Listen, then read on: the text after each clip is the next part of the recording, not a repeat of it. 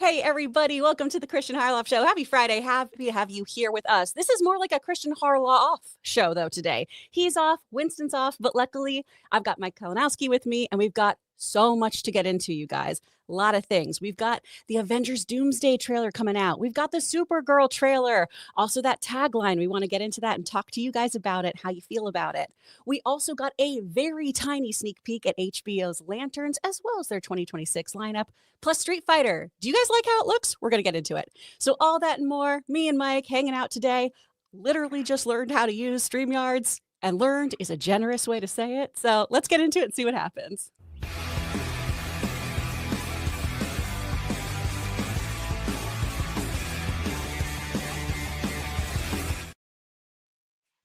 Hello, everyone. Thank you so much for being here. I'm going to bring Mike on best I can. There we go. Hey, look, Mike, perfect. how are you? You're. Oh, sorry, I'm not muted, right? You can hear me, right? Yeah, I can hear you. Great. You're already doing better than Harloff. A+. A+. Thank you, my friend. How have you been? I haven't seen you since we did this live, like in person, a billion years ago. I'm good. Not as festive as you. I'm just sitting at work, get ready to work here, so I'm all bland. But I love the festive look. So thank you. I'm a little Christmas freak. I love this stuff. I've got my government name stocking up. I've got everything. So we're ready to go. We are ready to go. You got big holiday plans? Yes, ma'am. I'm a big holiday guy. So I just got back from Texas. I spent a week there every year with my best friend, putting up his lights. He's got this big house. So we've been doing that, 9 years now. Wow. Work is busy for me because of what I do. The busy time of the year, so it's balancing that work with trying to get everything done. So we're in the thick of it, but I love it. So that's what we're doing. That's awesome. Where in Texas were you at?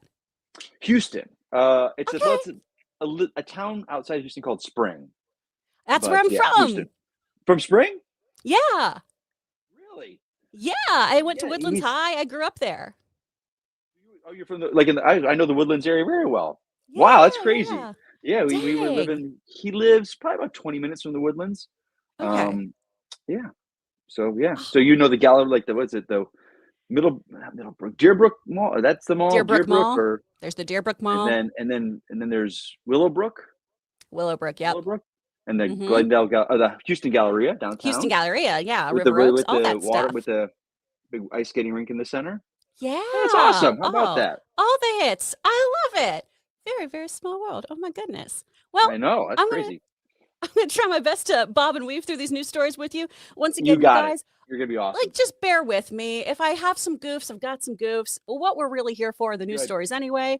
So we'll just talk about it. All right. And our first thing is, of course, that we now have the Avengers Doomsday trailer is set to arrive ahead of Avatar Fire and Ash's release next week. A buddy of mine has actually been working on the QC of this trailer, so I have gotten to hear a lot about it, and I'm very excited about it. Now, this, of course, comes to our friends over at comicbookmovie.com. There's less than a week to go until Avatar Fire and Ash arrives in theaters, and it's now been confirmed that the Avengers Doomsday teaser will play before James Cameron's threequel. Now, rumors that there will be 3 different Avengers Doomsday trailers have resurfaced today. While this hasn't been officially announced, it seems Earth's Mightiest Heroes are being used as a selling point for initial and repeat viewings of Avatar Fire and Ash. Hopefully, Disney and Marvel Studios will make an official announcement soon, including when they'll receive online releases. The Avengers Doomsday trailer is one of the most highly anticipated teasers in recent memory, but the chances of an imminent online release appear slim. All signs point to Disney having the sneak peek play exclusively in theaters with Avatar Fire and Ash, which opens next Thursday in the US and in the first half of the week in select international locations. So, Mike, first of all, I mean, this is a very big trailer that a lot of people have been very excited about. Oh my gosh, I have to find StreamYards again so I can get back to our shot. There we go. One, how do you feel about the exclusivity of this? And 2, what's your kind of level of excitement right now? The exclusivity, that's a given, because that movie's everyone's gonna see it. So, or if you're not interested in seeing it, you're gonna go see it for that. So that makes perfect sense. Like, corporate synergy and all for them. As far as excitement, I have a feeling I know what it's gonna be. So it's like it's going to be a greatest hit shot of the Avengers from the previous movies. Sure. Doom will turn to the camera or something or say something, and then it'll be a quick little montage of action. And again, I'm pulling this out my butt. I don't know. It could be. I was going to say, Kevin Feige just gave you the rundown. But that's, to me, what I think it's going to be. And again, on this whole movie, I know there are certain camps that are like, oh, this is going to be a return to form for Marvel and this and that. But for me, and I've talked a lot about it with Harloff in the past and stuff, I just feel it's a Hail Mary attempt to win the fans back, by bringing back, Evans. There's rumors of Evans coming back, and I don't know, man. But I love the Russos, and they created what I think are the best Marvel movies to date. So, I mean, I'll show up, of course, but I'm tempered. Yeah, so I'm tempered excitement. I'm in that same camp, absolutely, because I still am I need to know the why of Downey a little bit more. I need to know the why of Evans coming back, if that is true, because it does feel to me a little desperate. It feels like going back to your ex. No, go meet some new people.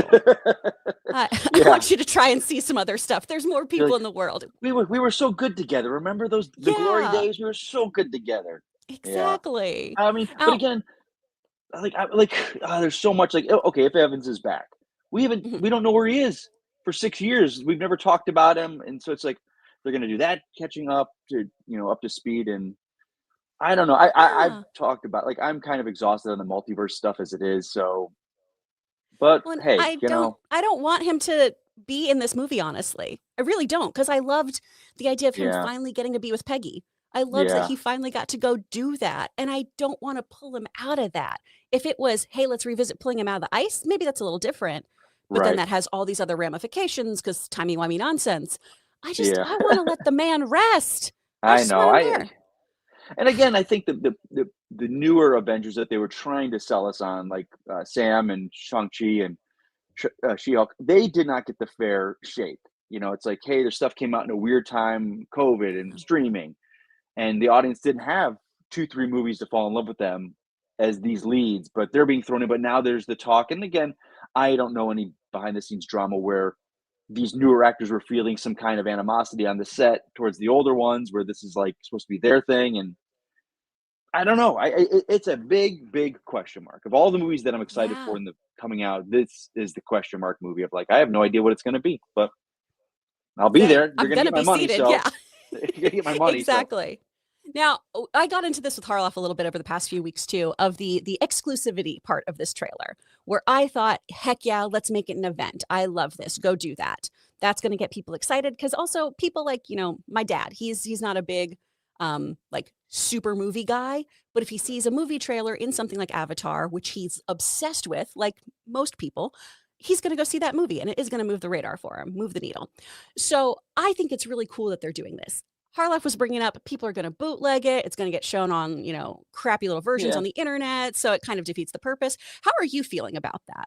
So was there a time window they said it's only staying in theaters? Is that what it was?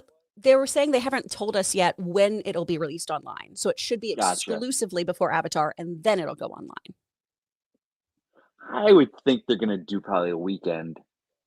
But like you said, it's going to be out there. It's going to be out there the minute it shows in front of Avatar. Because it's not like a D23 or a Comic-Con where you can kind of police people with their phones. This is worldwide, the biggest movie of the year.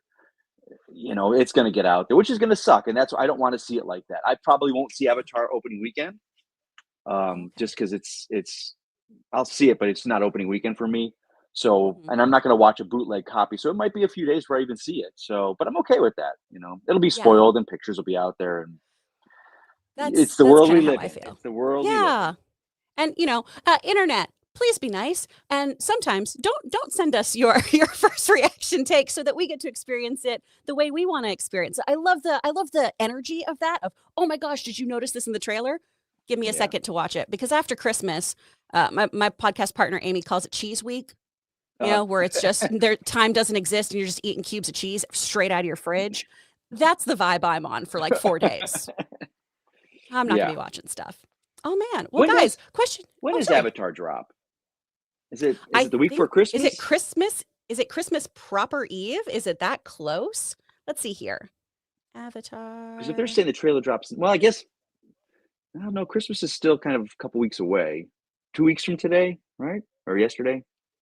December So 18th okay, so is next week. when. Oh wait, no, I'm so sorry. I'm looking at December 19th is when we'll get this. December 18th is Okay, when a the week. first one came out in 2009. Ugh. So yeah, a week A before week from Christmas. now. So Yeah, a week for Christmas. yeah. Okay, yeah, that makes sense. All right. We'll see.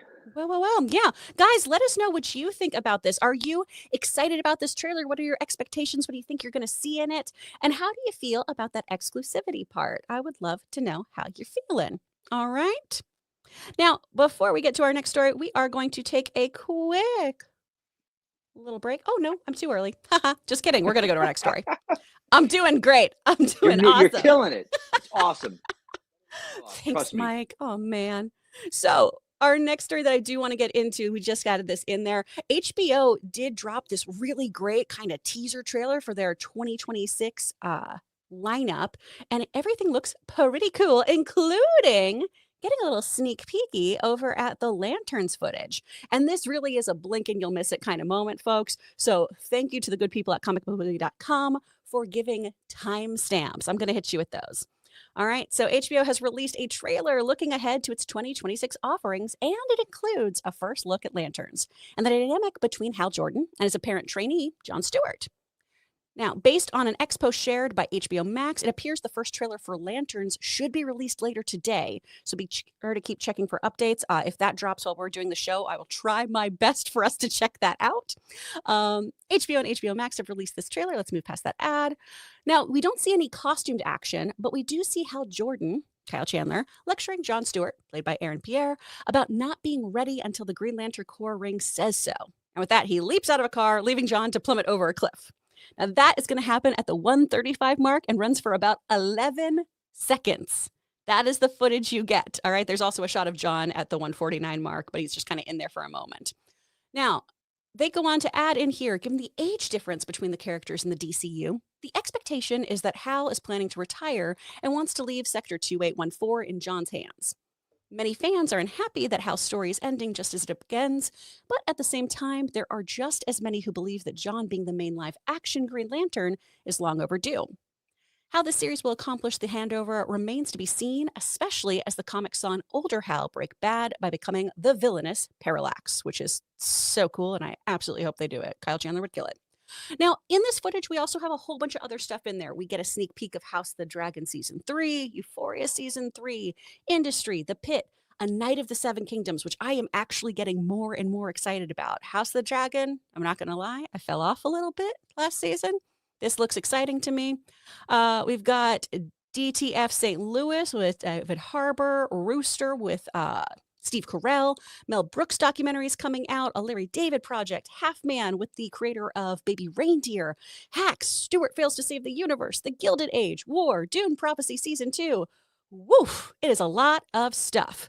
So, first and foremost, Mike, do you have any excitement about the Lantern Show? Where are you at with this? I'm a huge Hal Jordan fan. So that's been like my guy for years. And back when I hosted DC Movie News with Roxy and we started that, there was a big this is way back in the day. The fans were such a good group. They were like doing this big campaign to get me to audition for the role back. There was no talk of Green Lantern appearing, but it was just this kind of cool fandom swelling because they knew how big a fan I am. I love that. I was excited for Kyle Chandler's casting.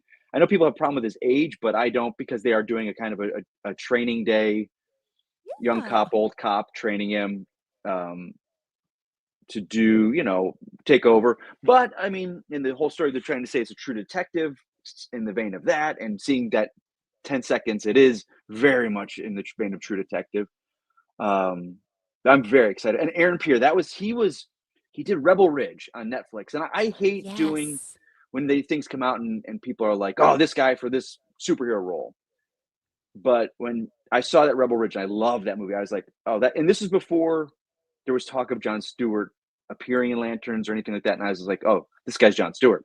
He's just perfect. And so I kind of put my foot in my mouth by saying I hate when people do that, but I had, and then I would say like 2 months later he was cast. So I take pride in the fact that I passed that along to James Gunn, and it worked. Ooh, So ooh, that's well done, my you. casting, my helping out. Yeah, he's great. Yeah. I love that actor. Love that actor. I think he's so good. I think he's so wonderful. And I'm obsessed with Kyle Chandler.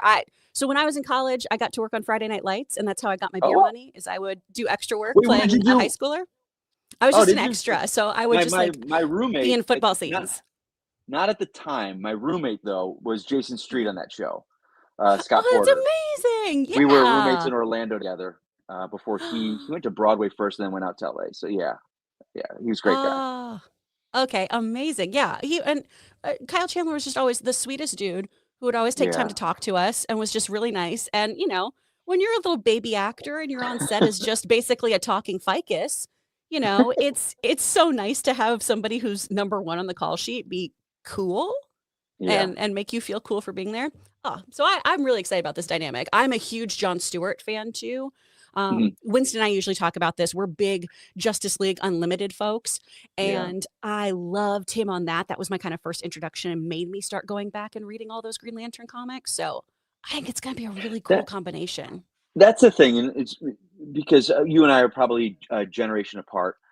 But a lot of people, they're like, "Oh, Hal's gonna be 60. This is bullshit." Like, I understand as a Hal fan, I would love him to be front and center, but there's an entire generation that Jon Stewart is their Lantern, and it is Yeah, because of Justice League and Justice League Unlimited. Like they don't know who Hal. They know who Hal is, but they don't think in their mind like he should be the League Lantern. Where someone like me that grew up in the '80s with DC is like, "Oh no, Hal's Lantern.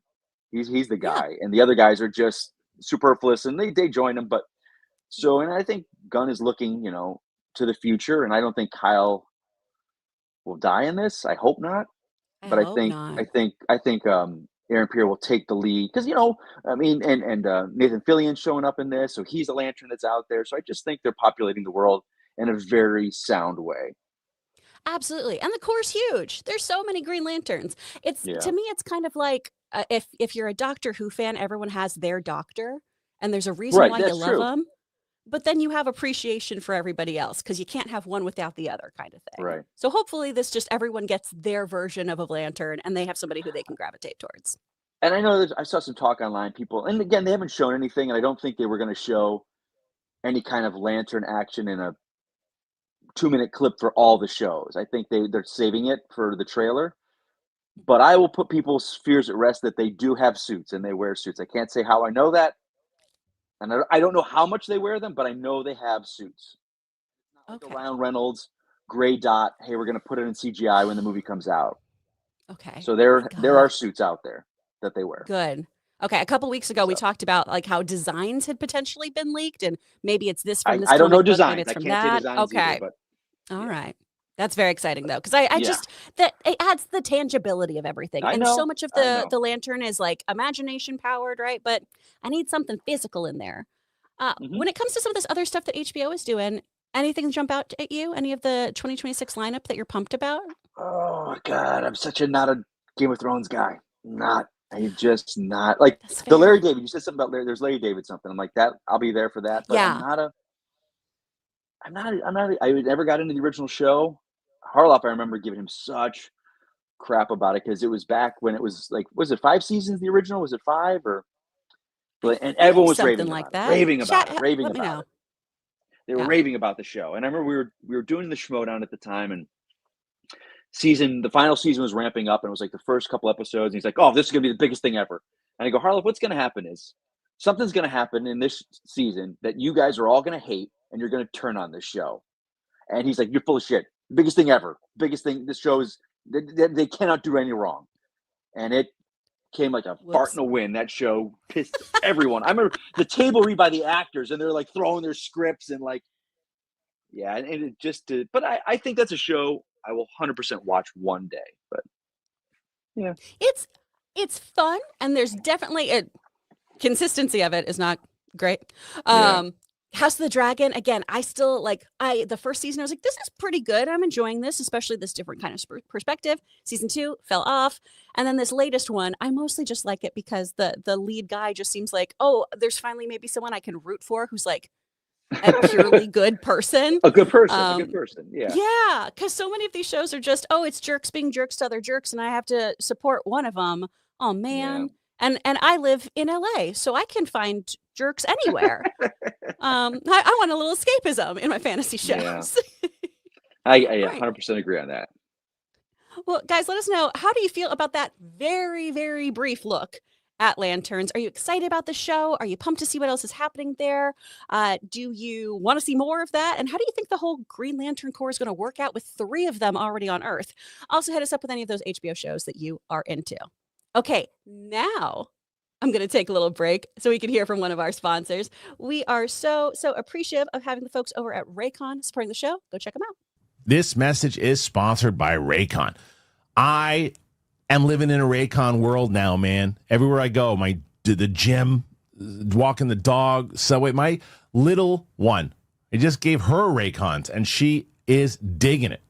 If you're looking for a holiday gift, I've been using Raycon's Essential Open Earbuds like every day, everywhere I go. They're so good. For me, I love that I can play music and still hear what's going on around me. That is one of the key things. You're so locked in, but you still can have access to the world, and it doesn't your safety is still good. Right now, the good thing about Raycon, they're up to 20% off for the holidays, so definitely grab them while you can. Regular earbuds block out everything. You can't hear someone if they're calling your name, there's a car honking, anything.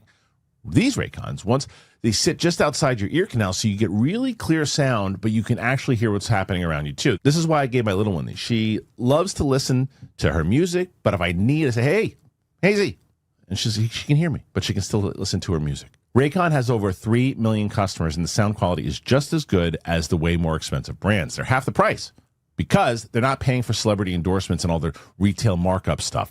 If you don't like them, the best part, 30-day guarantee. There's an open ear design. There's a multi-angular hook. It's lightweight, multi-point connection, 36 hours of battery. That's what I love about it. I'm telling you, I love these things. I have the New York Yankee ones, and I use them religiously. Now, the ones I got for my little one, the Essential Open Earbuds, they are here for the holiday season, and they are selling fast. Raycon audio products are up to 20% off this holiday season. You have to go to buyraycon.com/Kristian Open to save on Raycon audio products site-wide. You got to order by December 15th, guarantee delivery by Christmas, because great gifts shouldn't show up late. This is one you're going to get, and everybody who's been getting them so far is saying, you're right, Raycon's did. Shiz. Can I say that? I just did, I guess. All right, I'm so excited to find new gifts for people in the holiday season, and I know people are looking for gifts. They're running around right now. I get it. You're like, what am I going to get for somebody that I know that they're going to like? It's stressful. Trust me. I got it. Aura Frames. It is the one that you're going to get for somebody, and you're going to feel like, oh, they really thought about me when they got this. I have a problem when it comes to searching for my mom. What is she going to like? I don't know. And I'm like, you know what? Getting her a frame. She's going to love it. She's got so many great pictures from the past and things she could use. It's amazing. So here's the beauty about it. You can upload unlimited photos and videos to this thing. You just have to download the Aura app, and it connects right to the Wi-Fi. You can preload the photos before they ship out. You can personalize your gift. You want to put a message in there. It's amazing. You can share photos and videos, no problem whatsoever. You can go right from your phone, and it's all year round. And there's a gift box included. That's pretty cool, too. Every frame that comes packaged in a premium gift box with no price tag. So, for a limited time, you can save on the perfect gift. You got to visit auraframes.com. You're going to get $35 off of Aura's best-selling Carver matte frame. It's named #1 by Wirecutter. You got to use the code, though, Kristian, at checkout. That is auraframes.com. Promo code Kristian. Now, this deal is exclusive to listeners, and frames do sell out real fast. So if you order yours now to get in time for the holidays, you're going to appreciate it. Support the show by mentioning us at the checkout. Terms and conditions apply. Okay, thank you to those sponsors. Guys, honestly, I brought this up before. The Aura frames are killer. If you want an easy present for family that lives out of state, I cannot recommend this enough. I looked like an absolute rock star with my mother-in-law. Shout out Mary Peets. What's up, lady? Go get them. They're great. It's the easiest thing. And then you can just upload pictures of all your shenanigans and your family can be in the loop. Just choose those photos wisely. All right. Okay. Well, We got some other fun Supergirl stories happening now. Of course, the trailer for Supergirl has finally dropped, another very anticipated trailer. We have this wonderful, wonderful bit from, once again, comicbookmovie.com.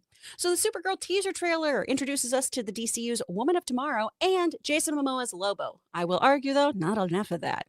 So the first teaser trailer for Supergirl is here, and it follows Millie Alcock's Woman of Tomorrow as she sets out on an epic interstellar journey of vengeance and justice.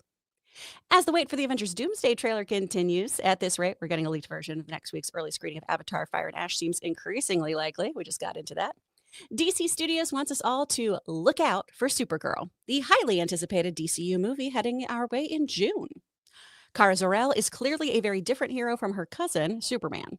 While James Gunn's influence is clear, look no further than the sneak peek's catchy soundtrack and set that feels very nowhere inspired. This movie has the same punk rock vibe as filmmaker Craig Gillespie's Cruella. Much of the teaser is devoted to Supergirl attempting to protect Ruthie Mary Knoll from the intergalactic bounty hunter. In the closing moments of the trailer, we finally get a look at Jason Momoa's take on Lobo. Move over, Aquaman. The scourge of the cosmos has arrived.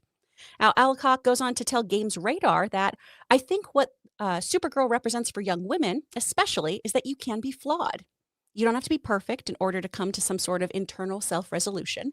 I think we're kind of thrust upon this narrative, especially women, that you have to be perfect. I think that Kara is someone who so beautifully leans into her flaws. I think that's really, really special. Gillespie also shared his take on the hero's journey, explaining, quote, she gets dragged very reluctantly into the world of having to be a superhero. The way she handles that, the way that she deals with it, and the way that she finds herself through that story is really fascinating. And it's incomplete, which I love as well. So you can go watch the first Supergirl trailer in the players below. You can go check these out yourself if you guys have not already. Okay, Mike, have you checked out this trailer? And if so, how you feeling about it? Yeah, I did. I saw it yesterday when it dropped. Like, so I should say this, like, I am a DC guy, as everyone on the internet likes to pigeonhole me as. But with Supergirl, I had not read Woman of Tomorrow. A buddy of mine at Comic-Con this year bought me the book. He's like, come on, dude, you got to read this. And I loved it. I thought it was a great story. I understand 100% why this is what they're doing with her.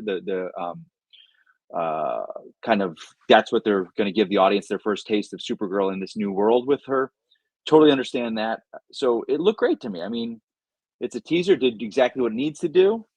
I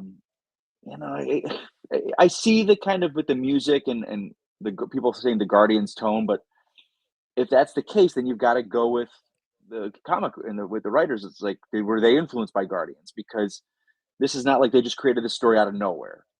But again, and I there's the corner of the internet. It's like, she's mopey and this and that. And she doesn't set a good example, and she's drinking. And I was like, but you got to separate her from Superman. Like, in this world, I know there's ones where they're both very similar, and I guess my favorite Supergirl story outside of Woman of Tomorrow was back when it was Batman versus Superman, or Batman and Superman, a comic, World's Finest. That was like her story on Earth, and they brought in Big Barda was in it, and I believe it was Darkseid and the Furies were there. So that was they turned it into an animated movie. That was probably it's fun favorite, best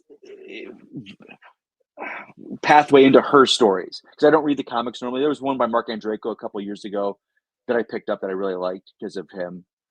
But I'm not a Supergirl aficionado by any means necessary. Mm-hmm. Yeah, I think this is a great introduction to her. And to your point here too, those like, she's not setting a good example of things. We have so many other male superheroes too who haven't had to do that, they get to behave a little badly every now and then. Tony Stark, when we meet him and as he goes on his journey, is dealing with a lot of demons. Demon in the Bottle is a story that gets brought into the fold in Marvel. We have Star-Lord dealing with grief by turning to the bottle. We have a whole bunch of other characters who do these things or make these mistakes. So it feels just like, let a girl have a drink and let her be a little complicated for a while. Yeah. Not a big deal. And if they would read the story, that's not, you get the Supergirl you want. Like, it's not some left turn for the character. Like, oh, how dare they this is sacrilege to this character of 60 years. It's a great story, and it's just a heartfelt story, and I'm excited. Yeah, same here. I'm very, very pumped. And we also had some of the promo art come out for this as well, which is pretty cool and fun. And that's where we get our lovely new tagline as well, where truth, justice, whatever is the one that they seem to be going with a lot that really nails in this imperfect anti-hero. But we also have she's not anyone's sidekick. With a lot of people going, is this movie also going to be about how she doesn't want to be in Superman's shadow? Is that potentially why she wants to leave Earth? We have James Gunn echoing these sentiments too of female superheroes tend to be perfect. She's not that. She's imperfect, like male superheroes have been allowed to be for a while as well. And they go on to talk about how this movie is not just a female clone of Superman. It's its own thing entirely with a character who is equally worthy of treatment. So when it comes to that kind of anti-hero line there too, do you feel like we're going to get more into the differences of Kara and Kal-El, or do you think this is a movie more so about having her stand on her own feet? What do you think about the art and those kind of lines that have come out? I think this is good. I mean, I would probably hedge a bet that Cornsweat is going to appear somewhere in this movie. Yeah. At the end, maybe. But also, they're very clearly setting up Man of Tomorrow with that one shot of would look like Kandor bottled up, kind of shield going over the and Brainiac and what that entails. So clearly, it's setting up what's coming up, but also in its own world. But I think there's just in the little clip we got in Superman, the two of them and their dynamic together, like they work so good together. And I'm sure a very big reason why she was cast was probably a read with him, a chemistry test with him, or to see how they get along. And that's exciting to me and what it brings. I'm convinced that David Cornsweat has chemistry with anything living or that guy, unsentient. Yeah, he's so charismatic. With what's his name, Jonathan Bailey? Is that Jonathan Bailey? Right? They did like an interview together. I'm like, this guy, he's just effortlessly charming, and that's something that comes off both very well. Of them. There's a great video going around of like it's just hard to tell who has a crush on who, just because of just like how they're both like you're so amazing, and they're both song and dance men, which we love to see. But yeah, I think a lot of this is going to be one establishing that Supergirl can be considered a heavy hitter, because this is something that we've also gotten into on previous Capes and Cows shows of this particular version of DC's film foray has kind of wandered off, because usually we do our big three, right? We hit them with Batman, we hit them with Supes, we hit them with Wonder Woman, or at the very least, Batman and Superman are just in the front. And since we're taking this little deviation and doing side characters, if you will, I don't view them as that, but doing, some of these other Lanterns, some of these Supergirl things, do you feel like that's the right move for them to be doing as well? I do, because, and again, I don't want to compare it to Marvel, but it's hard not to in what they're doing. Yeah. And for me, Superman was Iron Man. You had to get it right. You didn't have to make $1 billion. You had to get it right. You had to get people interested and invested. I think Peacemaker season 2 was kind of like Hulk, where like we had seen a version of Hulk before, so audiences know who Hulk is, but this is gonna be a slightly different version to fit in with what we're doing here. People like myself, I liked season 1 better, but I did like where they were going with it. And then we got Iron Man 2 and 3 would be kind of like Superman next, but to me, this Supergirl is like Thor or Captain America at this point in the phase 1 of movies. Like back then, I mean, it's hard for people to understand, but Thor and Captain America were not popular. They weren't big names. They weren't selling comics at all. And that's why Marvel had the rights to them, because no big studio wanted them. So I know now we look at it as like Captain America is the biggest thing in Marvel. Thor's the biggest thing in Marvel. It's like not 15, 20 years ago. So Supergirl is well known. And I love that DC doesn't wait 10 years to do a female-led movie. We got Wonder Woman pretty quick out of the gate.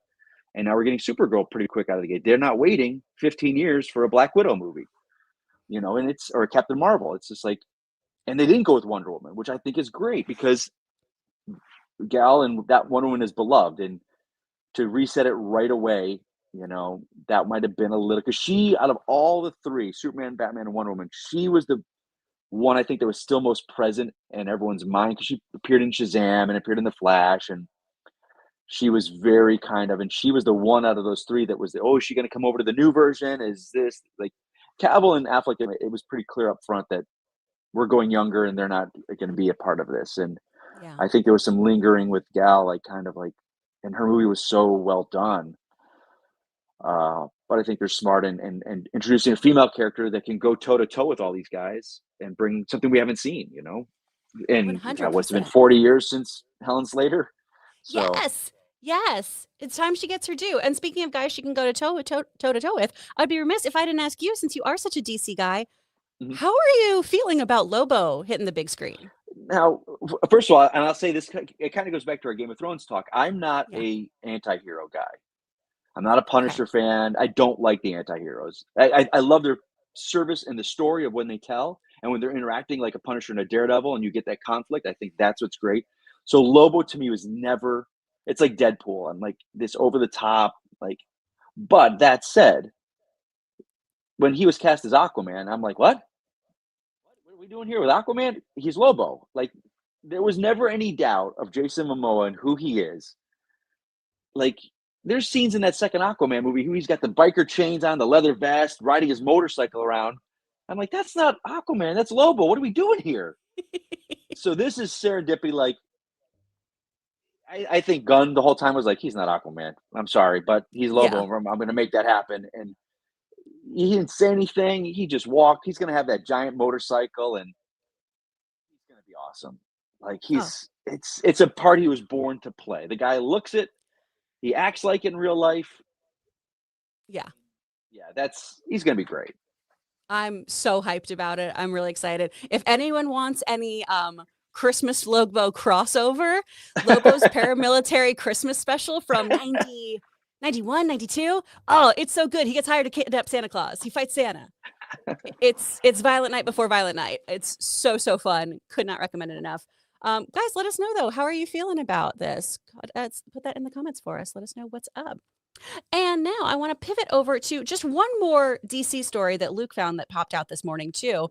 We've got rumors of Brad Pitt playing a Batman villain, which is pretty epic. So once again, everything's coming from comicbookmovie.com today. Thanks so much, you guys. Rumored Brad Pitt eyed for mysterious villain role in the Batman Part 2. Casting is now underway for the Batman Part 2, ahead of the movie officially commencing production early next year. Last week, we learned that none other than Scarlett Johansson is in final talks for an undisclosed role, and this was followed by a rumor that Matt Reeves might be planning to add another A-lister to the ensemble. We already alluded to this in our coverage of the above rumor, but several scoopers are claiming that Brad Pitt is being eyed for a mysterious villain role in the movie. Pitt's name was brought up by Jeff Schneider during this week's episode of The Hot Mic, though he stressed that this wasn't his rumor as he hadn't been able to verify it. Whether there's any truth to it or not, Pitt's potential involvement in the long-awaited sequel is something we've been hearing from other sources. This doesn't make it any more credible, but Pitt has a very good relationship with Warner Brothers and has produced several projects with Robert Pattinson, so there might be something to this. As for the character Pitt could play, there's already speculation that it might be either Harvey Dent or Tommy Elliott, aka Hush. I think he's a little old if we're going against Pattinson. Johansson's role is still under wraps, but based on what we do know, there's a good chance she'll play a version of Andrea Beaumont, aka the Phantasm, which I am super jacked about. Reeves has previously dropped a few hints about the villain Batman will be facing off against in the movie, describing the mysterious antagonist as someone who has, quote, never really been done in a movie before. There's a good chance he was referring to Johansson's character here, however. All right, so Mike, one, how are we feeling about Brad Pitt? Two, who would you want him to be? And do you think this is true? I don't think it's true. Okay. It could be. I could be wrong. I don't know anything about scoops or anything like that. I don't claim to. I think age-wise, he can't be Tommy Elliott. Yeah. I mean, he's got to be 30 years difference between him and Pattinson, at least 25. I think so. I mean, Brad Pitt. Two-Face is the most kind of obvious, but they're saying that. Yeah. I know there's talk of a villain we haven't seen before, but I don't know if that was Scarlett Johansson, which I'm hoping, because I am probably the anti-camp of Andrea Beaumont. Like, I'm like, we know this, we know the character. That's the great thing about Mask of the Phantasm was the reveal. That was her. Like, you didn't know that. You couldn't, back then before the internet, you didn't understand that. So when that happened at the theater, it was awesome. So I want her to be something different. I have a feeling I don't know, because they could play into it. Like I still believe Court of Owls is going to be in this, That's what and I'm that hasn't been seen on thinking. the big screen. So I think they could be some kind of brother sister in the Court of Owls type thing. Mhm. But also with Brad Pitt, to me, it kind of overshadows the world of Batman. Like it's like getting Tom Cruise to be in a Batman movie. It's like, oh, it's Tom Cruise playing a character. Like all the characters Yeah. they cast, and even though I guess the highest profile you'd say is Colin Farrell, but it's not him. We didn't even see him in that movie. And this goes back to something I said years ago, and I got a little pushback from some people. I wish in movies, I would love to see a Batman movie where every single character that they have actor wise wore prosthetics. And not to the fact of like Dick Tracy, but I'm talking like, when we think of Bruce Wayne and Batman, he's got this chiseled jaw. This like, what if they use prosthetics to take whatever actor they were doing and make him look like not an actor that we know? Because you see Pattinson, he's still Pattinson. You mess up his hair, you make him kind of this emo Bruce Wayne. It's still Robert Pattinson, but we take every actor and manipulate their nose, their cheekbones, their jaw, their brow, so that they still look completely human, like they did with Oswald Cobblepot. He is a comicized version of what we think of these characters. And again, the cost of that, the amount of makeup and days that goes into a day, if every one of your characters is wearing some kind of prosthetic.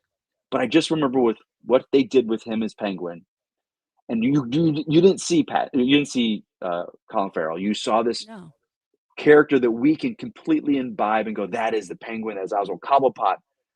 So I don't know. It's just my world, like my ultimate thing, like to see a Batman movie where everyone, even though they're famous actors, we don't see the famous actor. We see this character that they're creating. Oh. So with Pitt, they might do something like that, where with Farrell, they maybe he's someone, I don't know. I have no idea. Yeah. But it's exciting.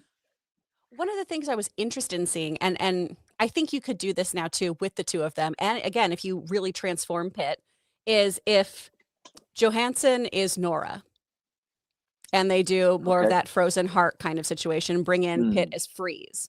Because I mean, that is to me like the perfect person to be frozen and encapsulated in something of like, yeah, it's one of the most stunning people to ever exist. Of course he's fighting for her. And that'd be, I think, an interesting role, especially if you play that kind of dynamic of, again, the animated series, which is now defined how we see Mr. Freeze, of giving him that whole like longing and wanting to protect somebody. And that also exists in the world of the Batman that Reeves has created, where that feels like a logical villain as opposed to so many of the other supernatural villains that we get into later on, or superpowered individuals. I don't know. I got you. A lot you could do. I don't There's know. a lot of things.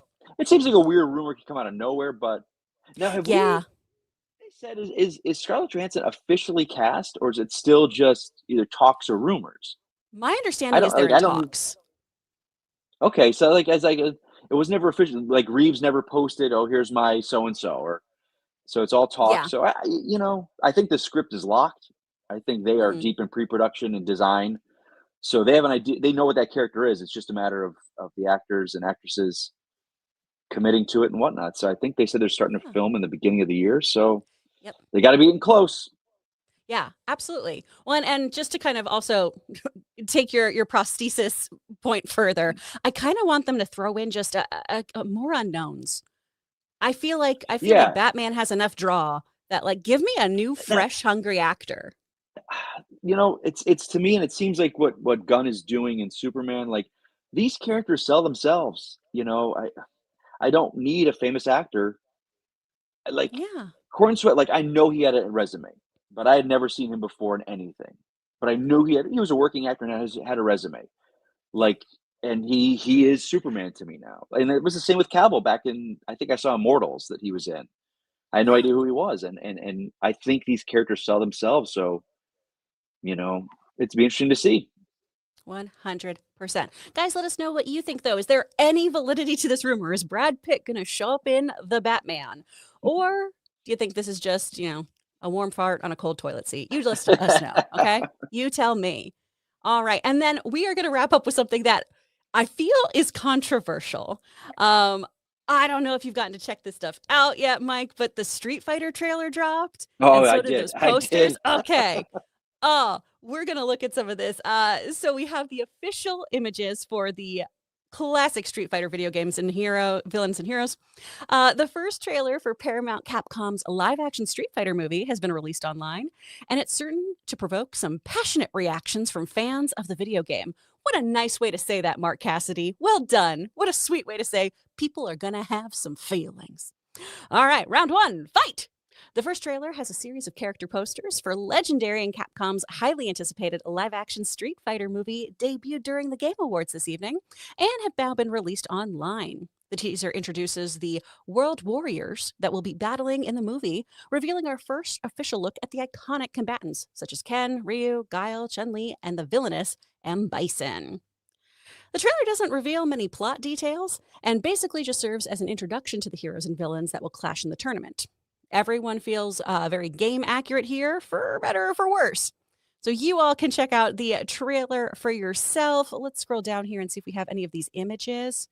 We do have a lot of people's feelings on them, though. So I have had a lot of people message me talking about how they love that this looks so kitschy and fun and like the game. I've had others say this looks like trash. Where are you sitting? Okay, so I'm going to have to preface this by saying this. There is a movie that I hold deep in my heart. I know it's not a good movie, but I love it. Is the original Street Fighter movie. I love that movie. Like, to me, it came out in Christmas of 1994, but every Thanksgiving I have to watch it because it reminds me of the holidays with my family, and we were on a big trip, and I saw it. I remember the theater I saw it in, so I watch it at least once a year. I know it has nothing to do with the game, but I love what they did. I love everything about that movie. But when they were coming out in that time, Mortal Kombat, Street Fighter, and I was much more of a Mortal Kombat guy. So I was never a diehard Street Fighter game fan. That said, seeing this trailer is interesting because part of me is like, oh, this is cheesy as hell. This is corny and like, oh, wow. But maybe that's what they needed to do to lean into that. You know, there's even the shot of the one guy beating up the car that's directly from the game. Yeah. So I don't think anyone will ever top Raul Julia as M. Bison. I think that's probably one of his greatest roles. I think he's like Frank Langella with Skeletor. It's like these incredibly serious, dramatic actors, and their best performances that everyone loves. And even if you hate those movies, you know that those two characters and those actors were iconic. Mm-hmm. I love the cast. I think Andrew Koji, I think, is Ryu. Ryu, I think, and he's so good. He's such a talented martial artist. Incredible. So I'm excited. Like, I don't know a lot of the game lore, so like Akuma and stuff like that. Those characters I don't know. I just basically played. I think it was Street Fighter 2 was in the early '90s. That was like the big one. But it's not going to top the original movie for me. It just won't. I'll tell you this right now. I'm going to be a hater and say I don't care how good it is. There's just something about that original movie that I love. It looks great. It looks like the game. So, all right, okay. I'm honestly kind of here for it. And I also say this as somebody who is a huge anime fan. I am a wrestling fan. I love spectacle. I love kitsch. I love camp. And I know that is not going to be for everyone. But one, I want to point out, we don't hear a single person speak in this trailer. Like, we don't know what their dialogue's going to be like. All we have is the like, fight, you win. So we still have so much to go. And I think this was smart as a teaser of just, here's action, here's action, here's action, here's the aesthetic we're doing. Just so you kind of get that. I also do not know the deep lore. I just went to arcades in the 90s and smashed a bunch of buttons. And so for me, and again, someone else will want something more from this. I don't give a absolute crap about the plot here. I just want to see people beating each other up in really cool stylized ways.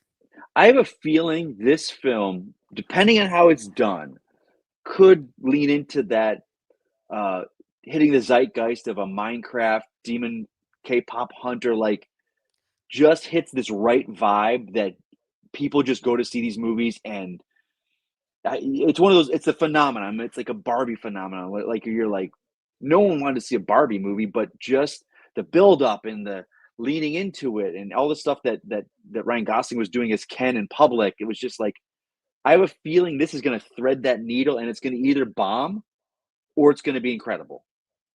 Like, because this game is worldwide, like people all over the world, generational. It's not like it's just my generation that grew up. Like they now out there, people love Street Fighter, so Yeah. it could potentially be huge. So I think it all depends on if they nail that tone they're going for. I think you're absolutely right. And, you know, there's obviously so much love for video game IP. I always come back to video games are the highest grossing form of entertainment, bar none. So everyone Yeah. is always trying to crack this code because it makes so much money. And if done well, when you translate it over to film, that can be, you know, franchise fodder for you. You look at the Sonic You know, movies. it's so interesting you said that because there was it was a disingenuous article, I think IGN did it, where they were saying that Netflix said IPs, the games don't matter. We didn't buy WB for that. But what he really said was, we weren't even thinking about the video games. We were just focusing on the movies. And then it goes more into the article about the wealth of video games that WB has, like the Hogwarts and the Mortal Kombat. Like, so they weren't dismissing video games. I think Netflix doesn't realize what they just bought into, if the sale goes through, of what will buy for them, because video games are, I mean, what's it going to be? Grand Theft Auto 6 is going to be bigger than Avatar as far as sales. It's going to kill it. Yeah. It's a massive industry, and I think this Street Fighter is primed to be huge for them. I think it's going to be so interesting to see how it works out, but we'll see. Absolutely. Yeah, we will see. Guys, let us know. Are you into the kitsch? Are you into it looking like a very, very spot on aesthetic remake for Street Fighter? Or is this absolutely not your cup of tea? You let us know how you're feeling about it. Now, Mike, you've got 175 is the goal to beat this week. I think that was you. So you're up against yourself. So you win either way. Was it though? Yeah, I think it was you. Yeah, but you're on a Roxy, streak, right? You're on a 2 I've had a good time. 2 weeks sweet. I think it's Roxy the lucky sweaters. Pissed. Roxy was pissed. She's like, I haven't won in a month. This is bullshit. And I'm just like, Roxy, and at the time, now mind you,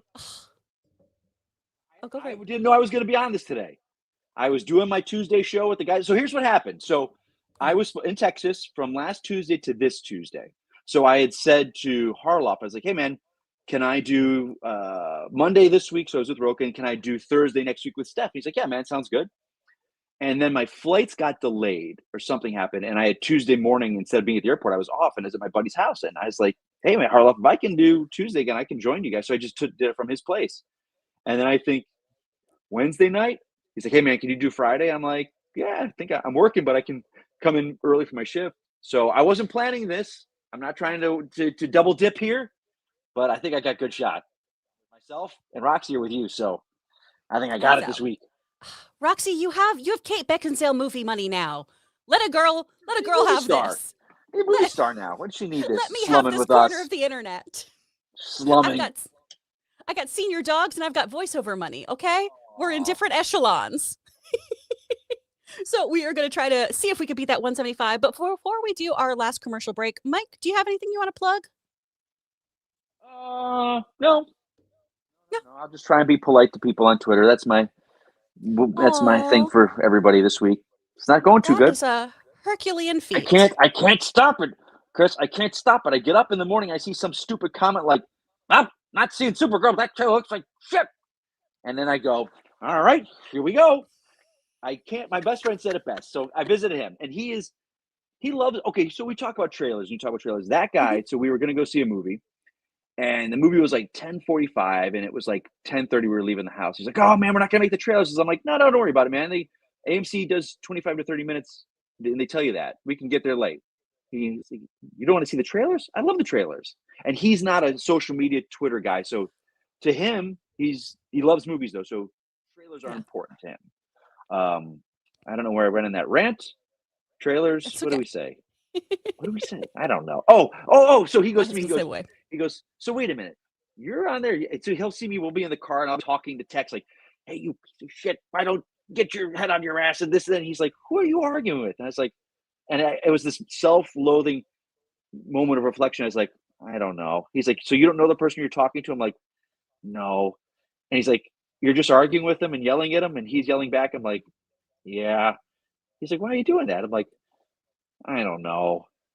It was this self-realization of this guy who's a successful pilot and he's got a good family and he loves movies and he loves to debate.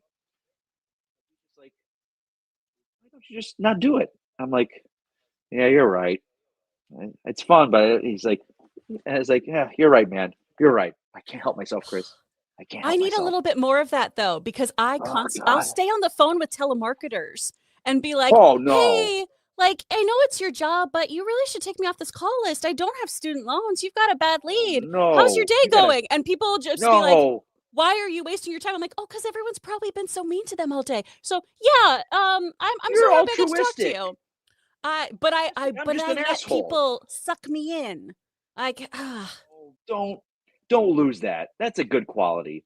Don't be like thanks. me. I Don't need be to like stand up me, for a myself bitter, every now and then, though. bold bastard yelling at random people on the Twitter.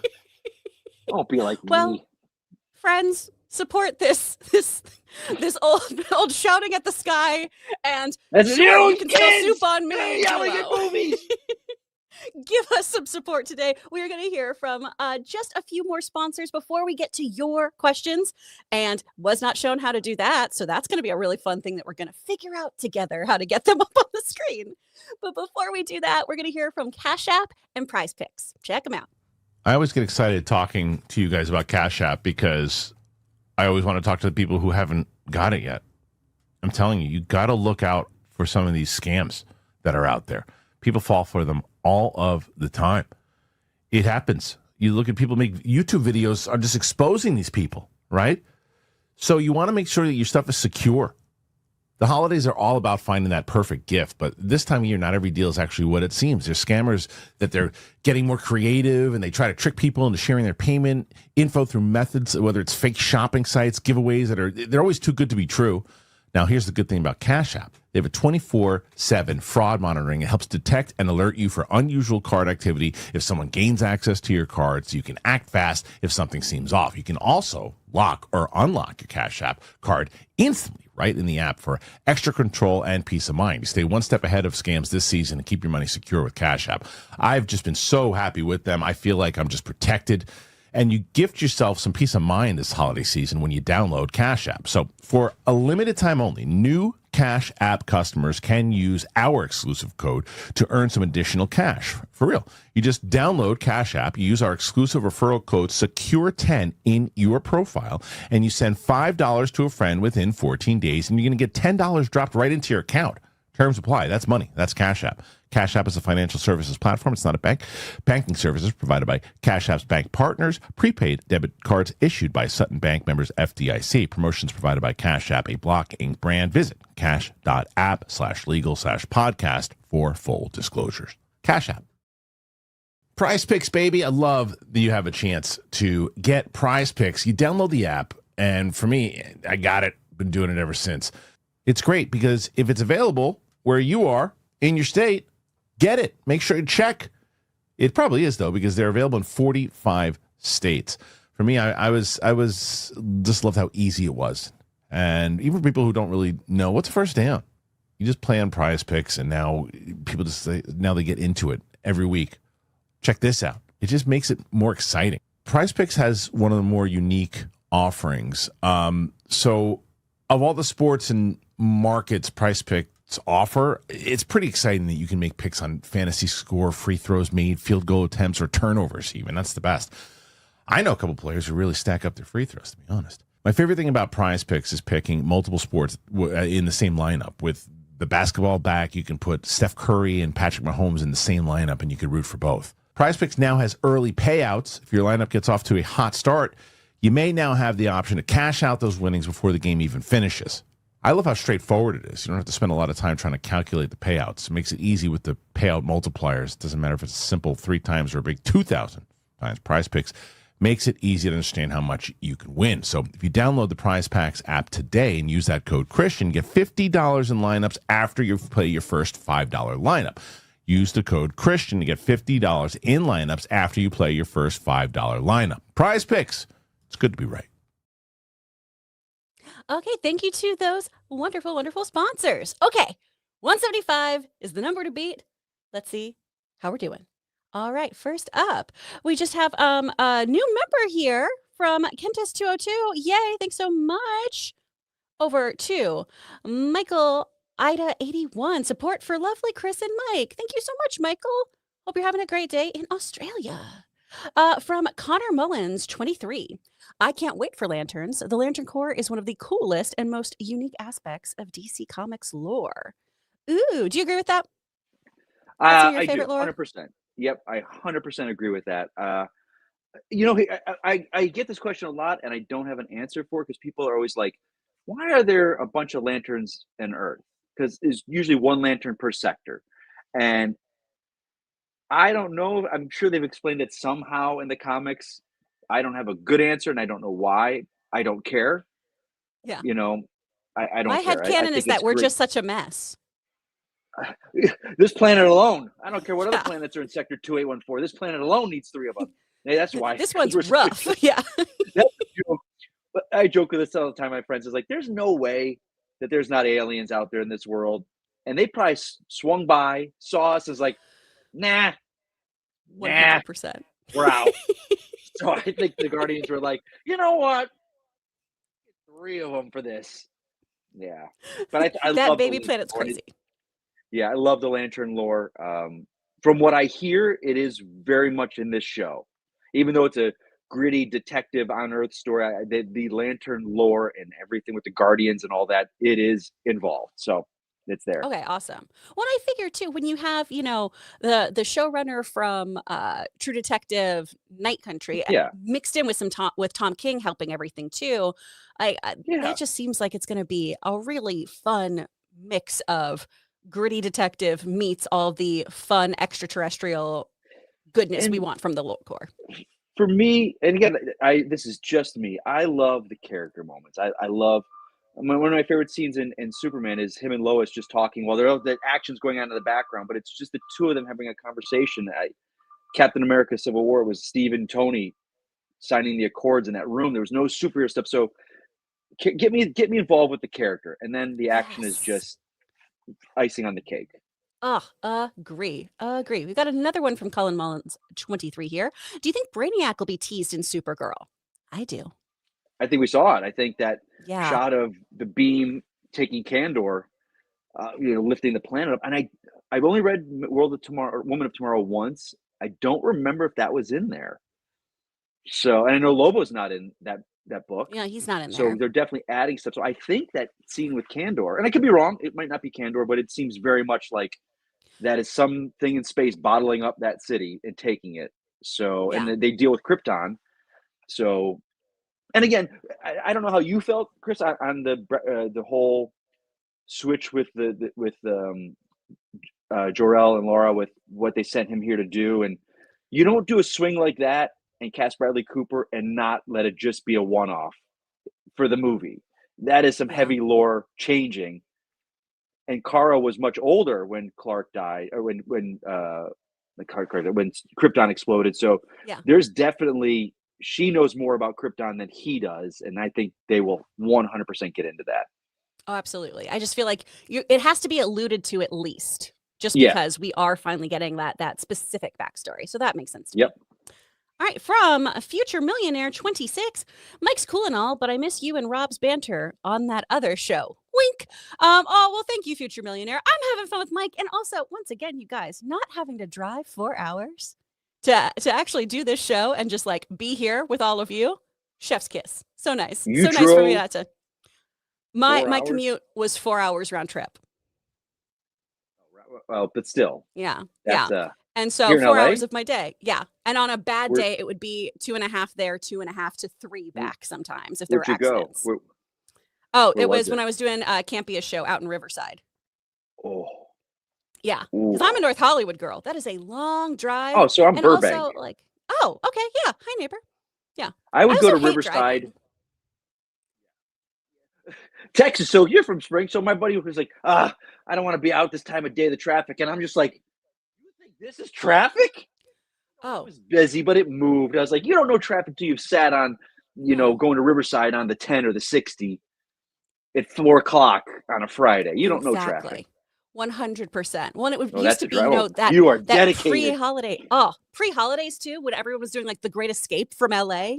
that was the day where I was like, well, driving home is going to take me 3.5 hours. So I'm going to just listen to some podcasts and vibe, I guess. So I miss Rob too. Rob and I still talk, everybody. I FaceTimed him the other day. So thank you, though, for that comment. I appreciate it. A little bit extra spice on my drive here in LA because I drive a manual transmission. So I like to kick it up a notch and deal with that. Dang. I always joke that I feel like I'm setting back feminism every time I'm in a car. Like, I'm a really bad driver, and it's just embarrassing. And it's also up to the point, though, of I will not get better because I don't want any of you to ask me for rides. I always want to be picked up. I'm a passenger princess. I don't like operating machinery. All right. From Mad Dog 1424, Mike, I know this isn't exclusive, but I'm a Catholic. Do you think things are bad because of popular vote or have gone away from what we know? Okay. I don't know if you were having my conversation with my buddy, my best friend, and I. I don't think I talked about this online. Like, I was raised Catholic, and he Me too. is. God, what is he? He's Faith Bridges his church. What is he? He's not Methodist. He might be Methodist. Lutheran? He's not Lutheran. I think he's Methodist. He's very much. We have very. He's my best friend of 35 years, and we are different sides of the spectrum politically, but we're really much kind of in the middle. But he leans one, I lean the other, and he's a man of faith, and he feels our country has moved away from what it is because of the loss of faith in government and the home and stuff. So it's very. I'm not the guy to answer with that, buddy. I was raised Catholic, but I charting my own path. Let's say it that way.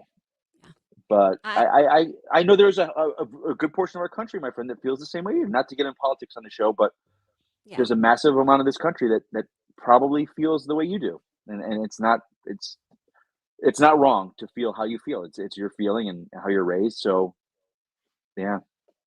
I do always just gently remind everyone to go back to the foundation of this country and to actually go through and read the Constitution and all of those things too. To look at that first before we decide if faith is the missing element. Because I too was raised Catholic, but very much in a home that was, these are separate things. There is church and state. But that is not what this show is about. Yeah. All right. So then we are going to go to Tim L. Sim with a $19 super chat. Thank you so much. That's so generous. Oh my gosh. Dropping by as I'm busy and I'll watch later. But to Mike, have you seen the new trailer for Star Wars Fate of the Old Republic from last night's Game Awards? Thought you and Kristian might be excited about this. These Game Awards, they like came out of nowhere. Like, I don't know if maybe I'm just not in the right clicking thing. My algorithm doesn't do that. Like I saw a Tomb Raider trailer that looked awesome. Yeah. But I did not see a Star Wars trailer. So I'm going to be spending the rest of my afternoon probably looking at game trailers. I don't know. I'm sorry. I apologize. I didn't see it. I missed that one too. Oh my gosh. But like Claire Obscure Sweeped. That's so but for big as games are, like, why are they not that? Like, I think, I don't know. Yeah, that's strange. I'll check it out. Connor Mullins again. Mike, I still think you might be my real dad. Well, my friend, I'm old enough probably to be your dad, but I'll say this. I've always practiced safe sex. So probably not. Connor's just trying to get that child support check, man. He's like, Dad, Ain't happening. Not on my LA living salary. From jobs out here. Haskell 420, Mikey Christmas. Oh, that's right, buddy boy. That's so cute. Swing, Ed. I love it. I love it. So is stuff just crazy at work because of all this? Universal? Yeah. Oh yeah. Oh yeah. Just nuts. Yeah. We're ramping up. The final 2 weeks of the month are, but usually between Thanksgiving and New Year's, like actually we go to like the 7th of January now. It's all the Grinchmas stuff, and we're ramping up. But Mike and Chris came about. I was hosting a show with Roxy called DC Movie News, and we had a host named Johnny LaQuasta. I don't know if you know him. And we were just talking about holidays, and I brought in some things that I baked, and he was just like, "Oh, you're kind of like Mikey Christmas." And I'm like, "Yeah, I am." So that nickname stuck for like 10 years now. I love it. I love that. My parents call me Chris Christmas. As you. That's why every year my parents do Christmas spelled that way, because I go visit them like a week before Christmas or in November for a random time, just so flights are cheaper. Speaking dyslexically, but Oh, I love that we're both Christmas people. Okay, another one from Tim L. Sam. Also, a big question. Another $20 super chat too. Thank you. Also, a big question that needs to be answered come Doomsday. Which post-Endgame MCU stuff do we need to watch to get ready for other than Loki and Fantastic Four first steps? Even as I loved that post-Endgame MCU, there's so much. You got this is the head, and you're nailing it, Tim. Yeah. Because, like, I don't know, man, and that's why I think this trailer is going to be like the greatest hits of like, hey, remember these movies? Might want to watch those. Yeah, I hope it is that homework.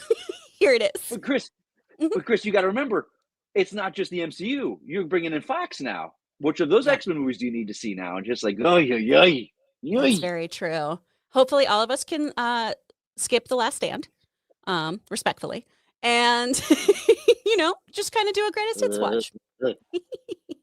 All right, from Connor Mullins once again. How many apples can you balance on your head? My record is 6. Bet you can't beat that. I don't think I could, Connor. I never even tried it. But Connor, if you want to balance apples on your head, can I shoot them off with a bow and arrow? Let's try that, tough guy. That's some classic dad shit right there, Mike. I don't know. That's I haven't fired a bow and arrow since college, so it'll be fun.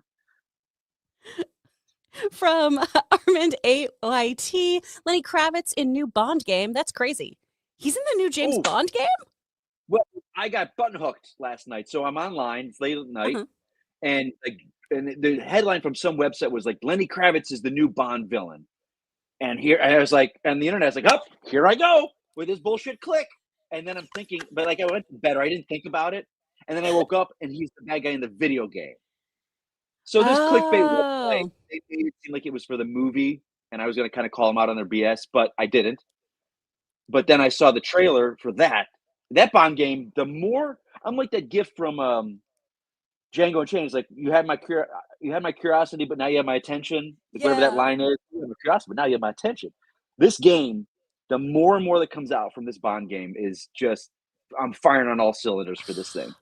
I have to check it out. Which is it on all systems, or is it exclusive to something? It's gonna be, and it's the team that did Hitman. So that action-y, stealth, real world, everything is in environmental use.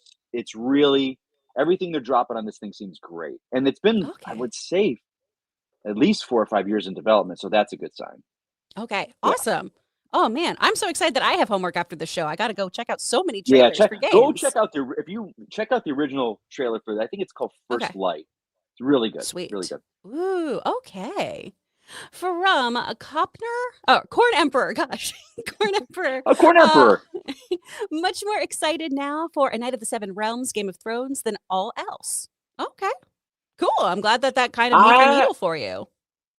I'm glad you could see that because I'm like, AK, what, 2? Yeah.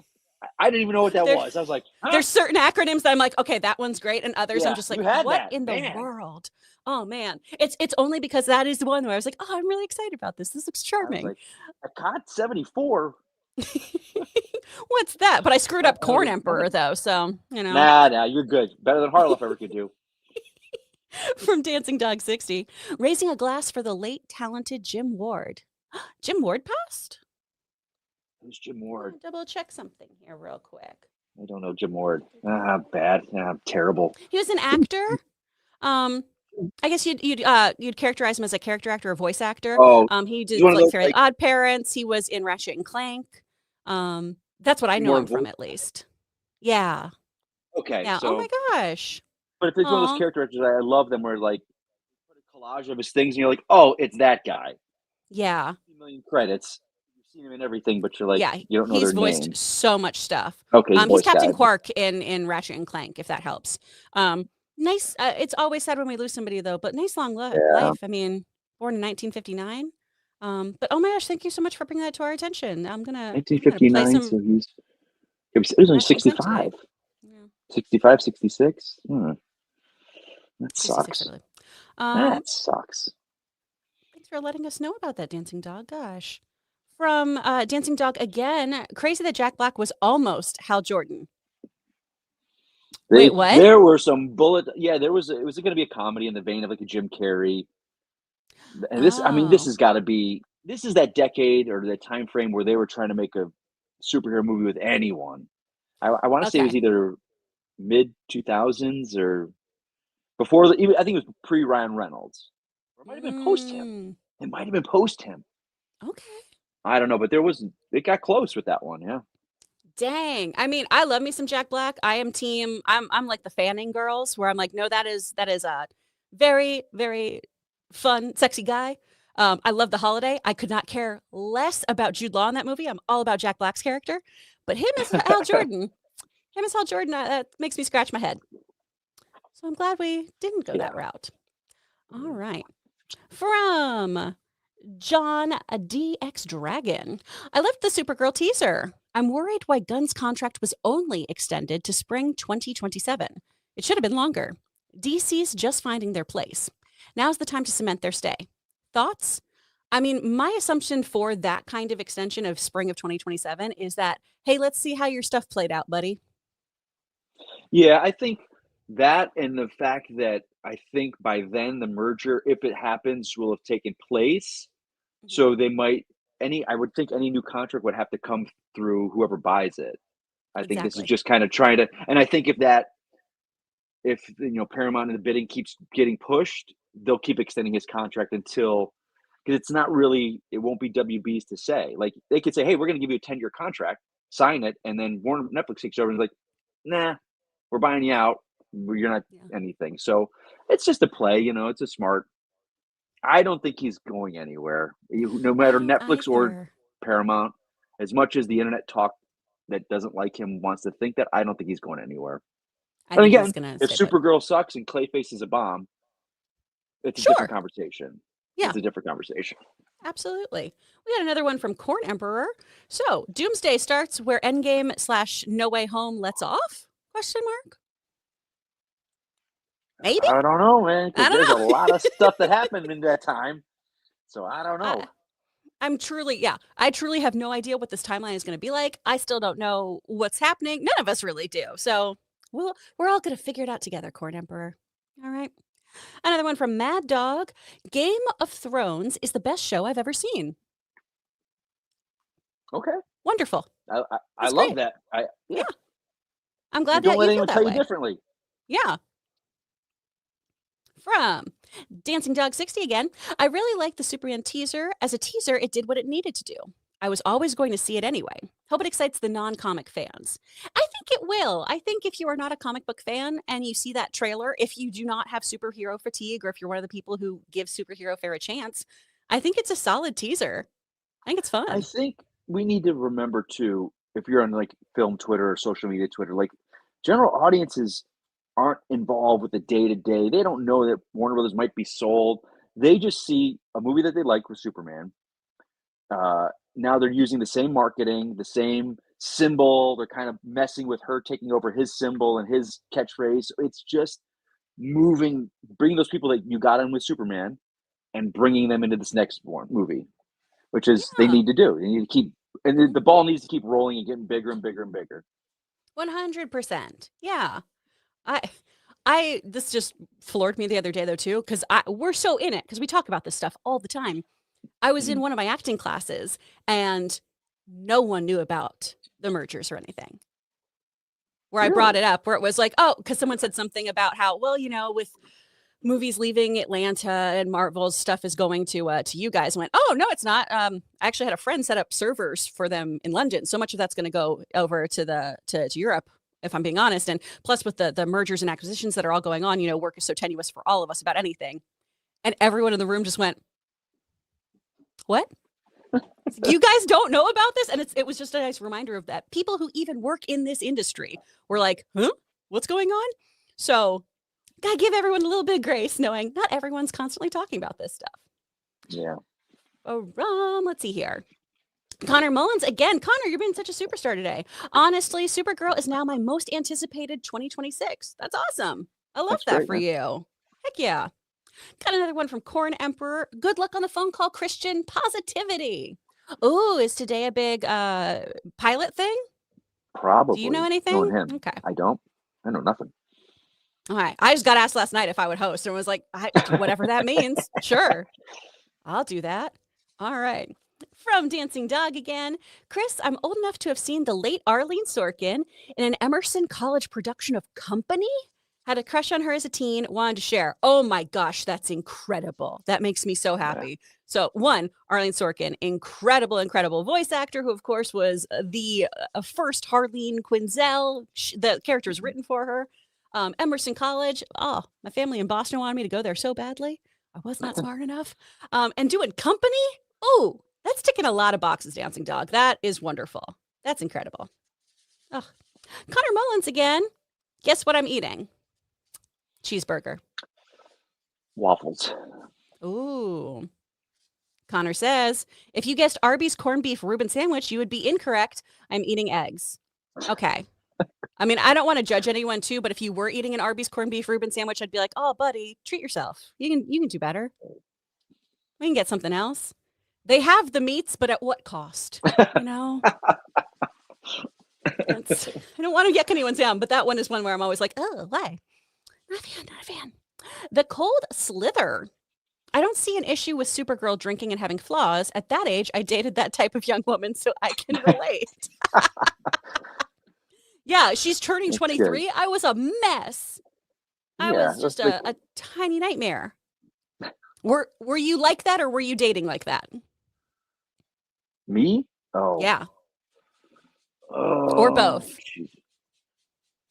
I was New Harloff at that time, so we were drunk at and I don't think I was in college. I'm sure it might have been undergrad. No, grad stuff. Yeah, I was still up in Tallahassee though, so just partying like nonstop. I was a little Texas child bride. I got married at 21 and divorced by 22. It didn't work out well, guys.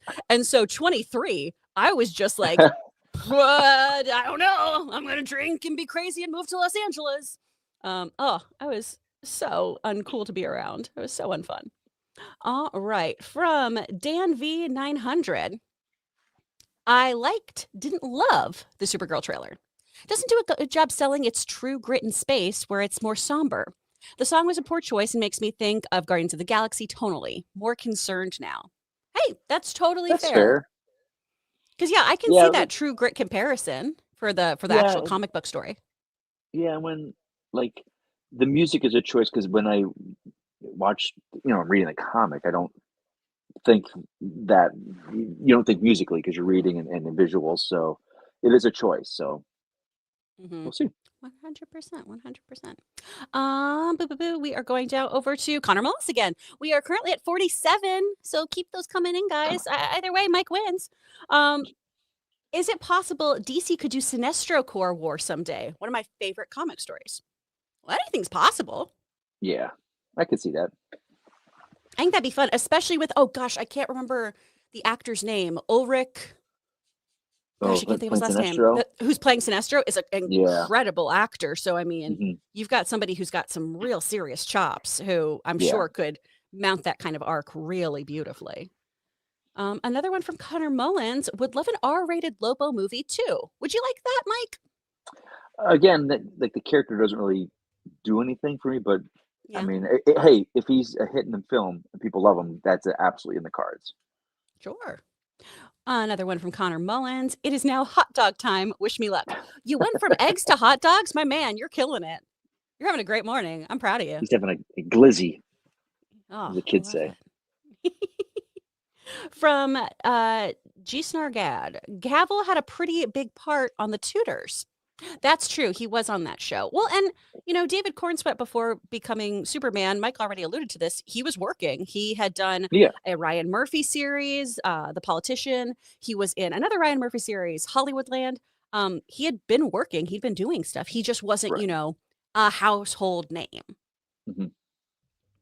And I don't think Henry Cavill really was either. Even if you were a diehard Tudors fan, probably. But, Okay, from Corn Emperor. Return to the Old Republic game. Excited like me?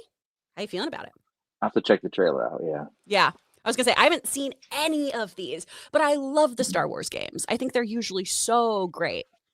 Like, Fallen Empire is it's also good. From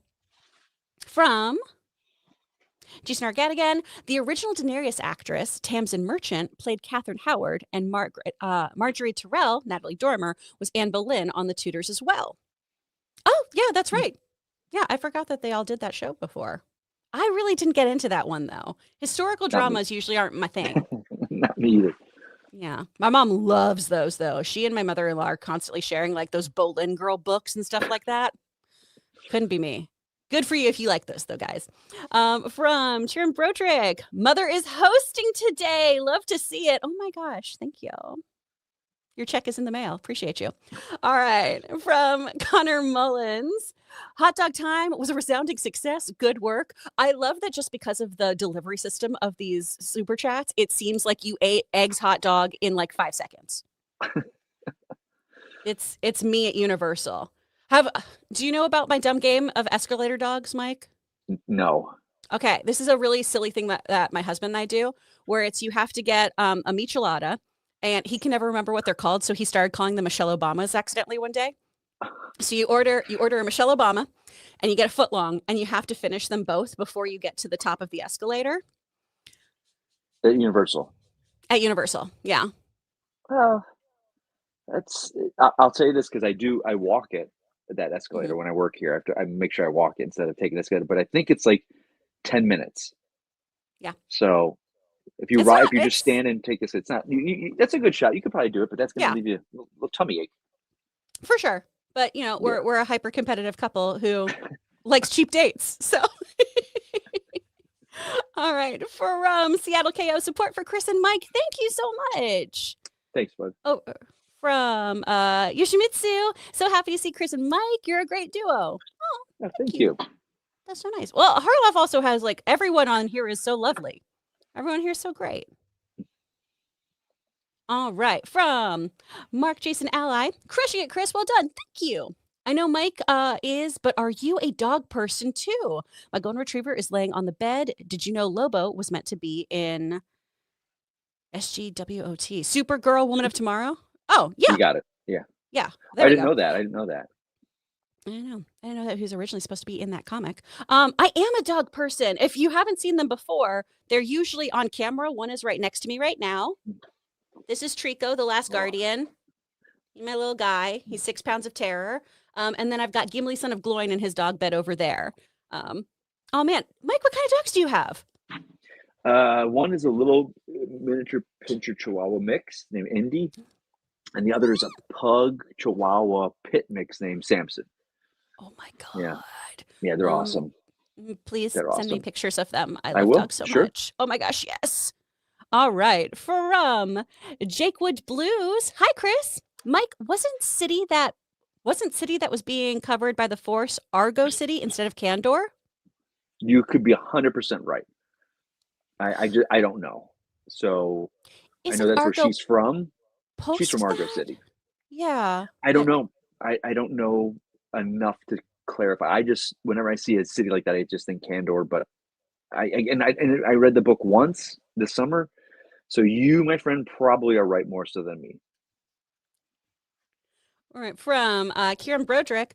Mike, you may be the DC guy to some, but to me, you'll always be the poor SOB that got ate up in the Vampire Diaries. Oh, that's awesome. What was that like? That was awesome. That was my first big TV credit.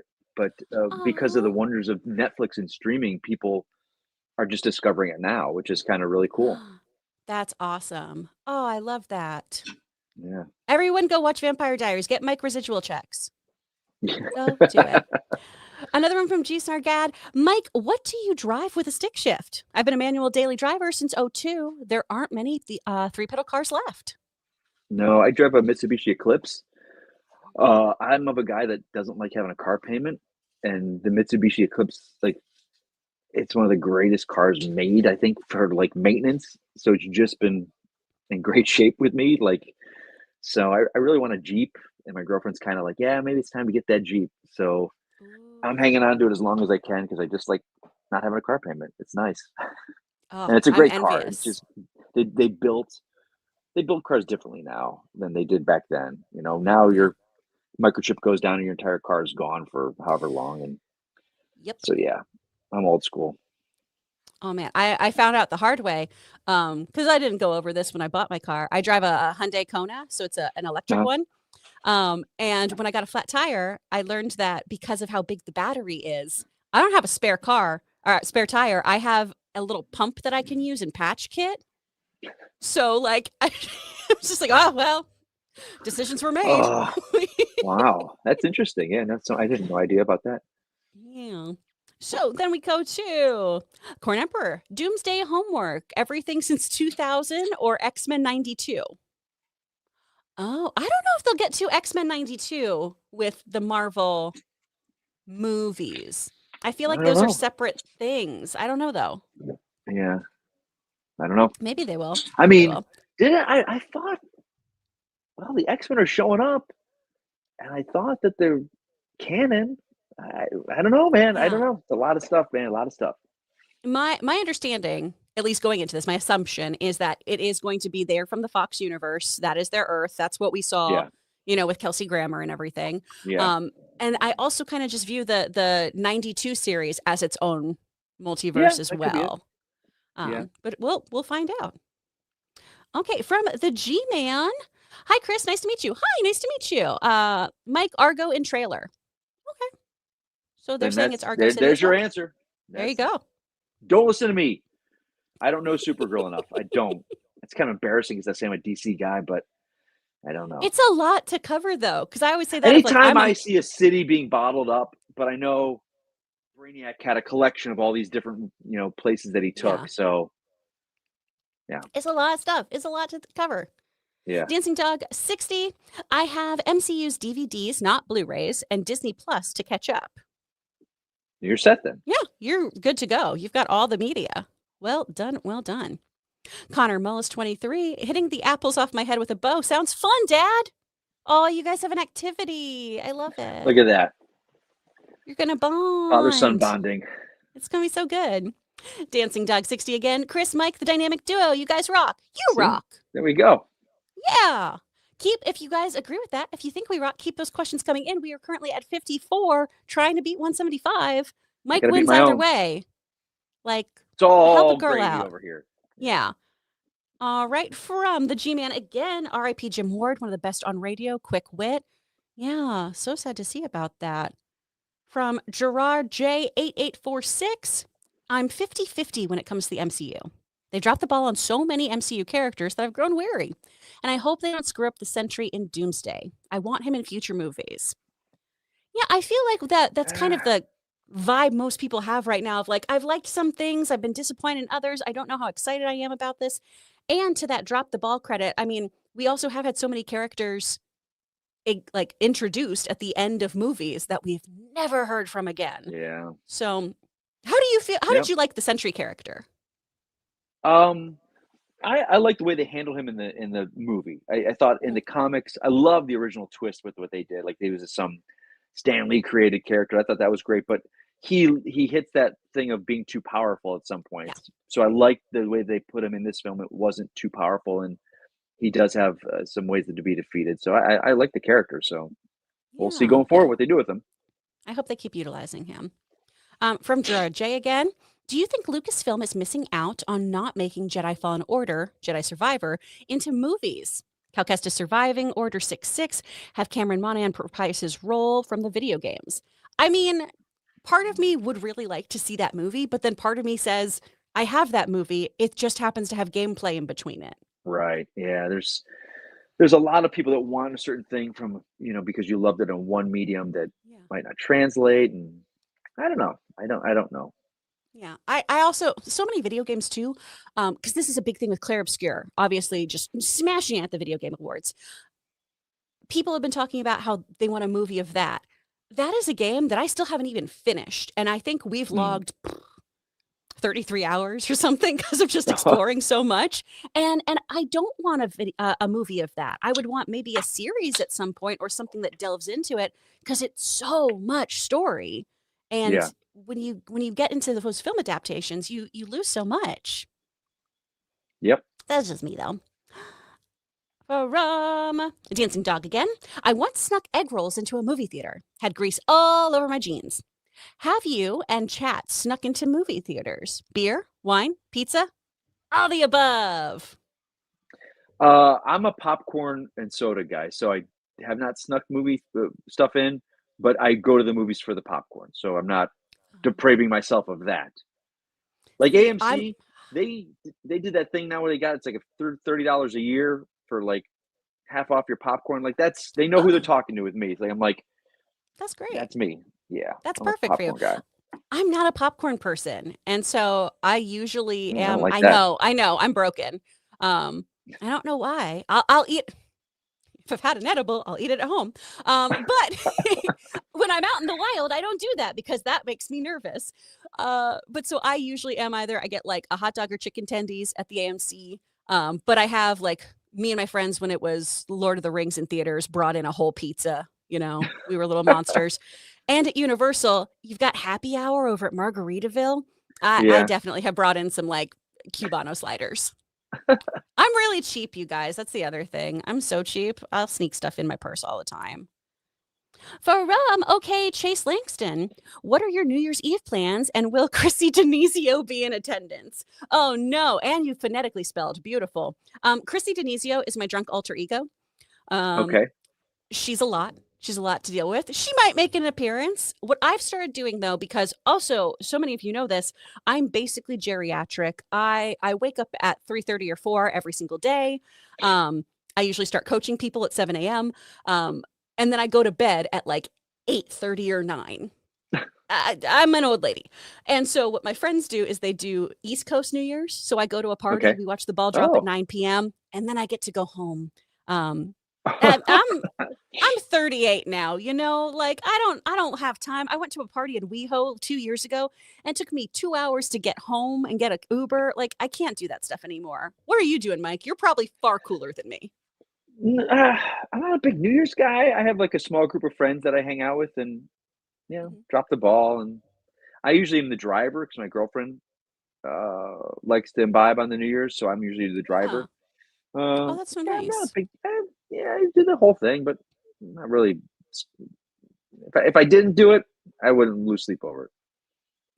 Yeah, I'm saying. It just feels like a mandatory holiday so many times. I'm like, I don't want like mandatory fun time. I want just, if I want to have fun, I will have fun. Dancing Dog 60 trivia. Mikey Dolenz, Monkeys, was almost Fonzie. Oh, I'm glad he wasn't. I'm glad that Arthur Fonzarelli was the wonderful, wonderful Henry. He's so perfect. Connor Mullins. Oh, let me put it on screen. Connor Mullins. I hope Dr. Doom says, I hate you 3000. Connor, get out of here. He'd have to say it to his child, though, for it to really twist the knife, you know? From OK, James Langton, do you think re-release of Endgame in theaters will push all the others new Marvel movies onto Disney Plus? Can you guys hear me okay? I had to take my earbuds out. They died on me. Yeah. Yeah, okay. We can hear you. I think they're all up there already. Yeah. Push them in theaters. Oh, I thought you meant on Disney. No, it's Disney Plus. They're all on Disney Plus. Yeah. I think they might do something with Endgame. I don't think they're putting all the other ones in theaters. They're going to say, hey, come spend $20 a month on Disney Plus and watch them there. 100%. They might do Endgame. Yeah, I could see them doing a big like event kind of thing. Get ready for this by coming to see that. That makes sense to me. All right, guys, we're at 60. Keep them coming in if you can. So from Dark Smirk 1, any Doomsday cameos you think are a must? I mean, it's really a crapshoot. Anyone can show up at this point. Yeah. Yeah,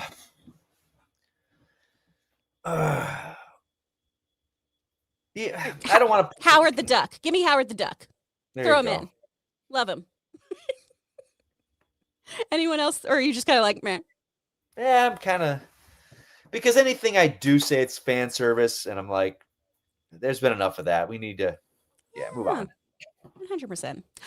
Johnny Patrizia, have you guys checked out the trailers for the new Star Wars game, Star Wars Fate of the Old Republic and Star Wars Galactic Racer? No, we have so many trailers to watch. We're going to do it. Don't worry, guys. All right, from CC Black, 1987. I think Steve Rogers caused incursion by going back to Peggy. Also, how do you feel about 3 teaser trailers at one time? Can we get Hugh, Toby, and RDJ? Oh. I don't know. I mean, I people don't like my opinion on Hugh Jackman and Wolverine coming back. Like, I was kind of against the Deadpool Wolverine of it. I thought Logan was this perfect send off, and now I think Deadpool Wolverine was the perfect send off. But now he's going to be Wolverine for the next 10 years. But I just saw recently he was with Cynthia Erivo on that Actors on Actors, and he even talks about it. He's like, yeah, I said no. I was done with Wolverine. I was done with Logan. But then I was like, well, wait a minute. I saw the Deadpool movies and I had fun watching them, and I was like, oh, I could do that. And now he talks about he had the best time of his life filming that movie. So the character's his, I mean, right now. So I think if he wants to do it forever, they're going to have him do it forever. But I was kind of like, yeah. Yeah. I feel like Toby popping in makes sense. Again, close that universe out. Yeah. And then RDJ, can we get Hugh, Toby, and RDJ like in the movie at all at the same time? Maybe Sure. like they're talking to Maybe. three teasers or 3 trailers. Yeah.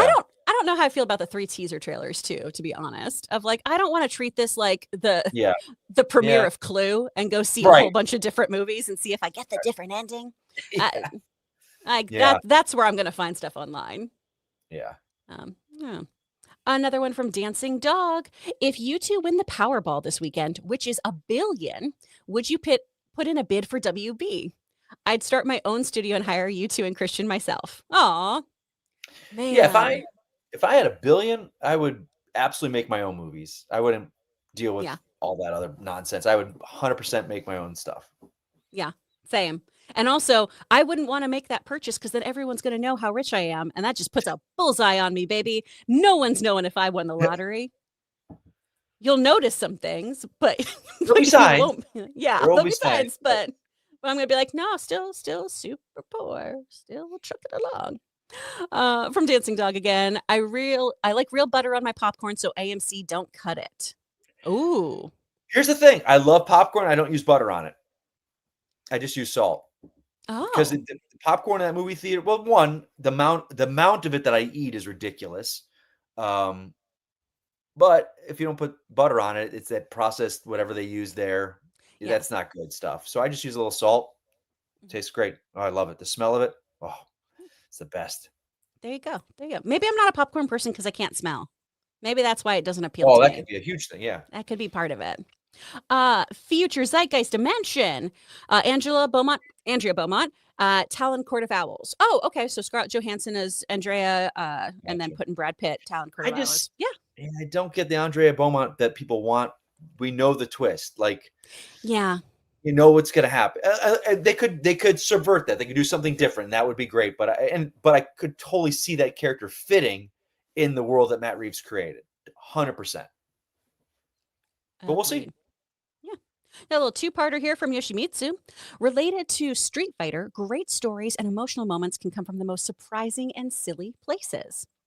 In Tekken 8, when Jin accepted his own worth and potential for good after almost 30 years of trauma, I cried more than I did for Avengers Assemble.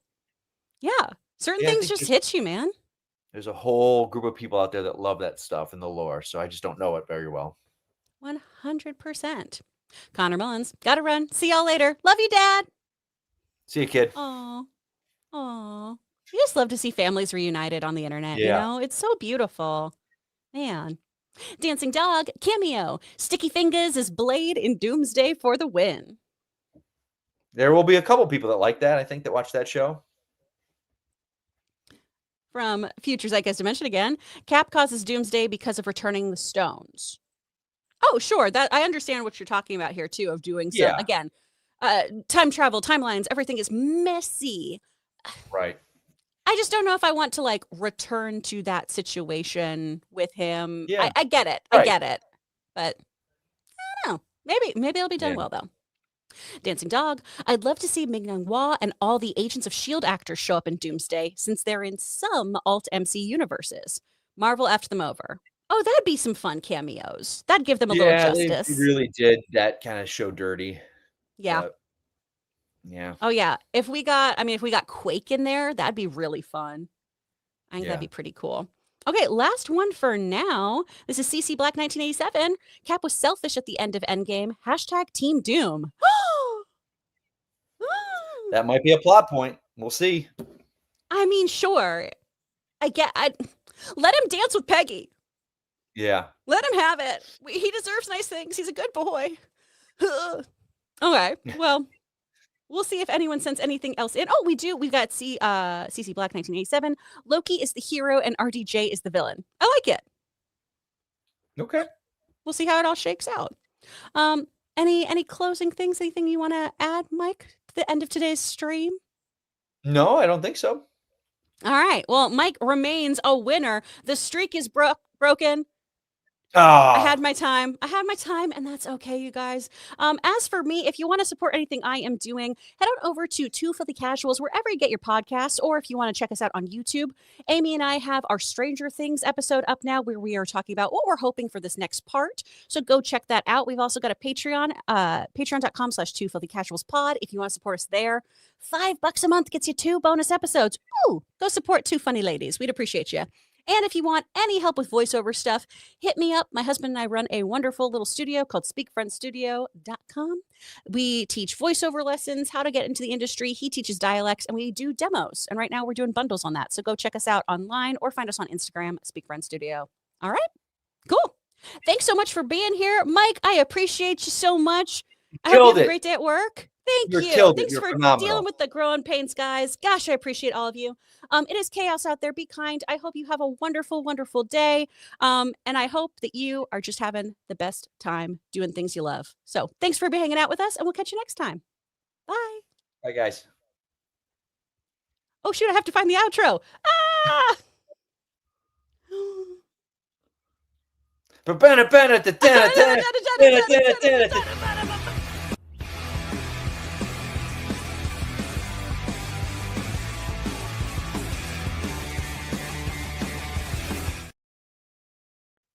You killed it.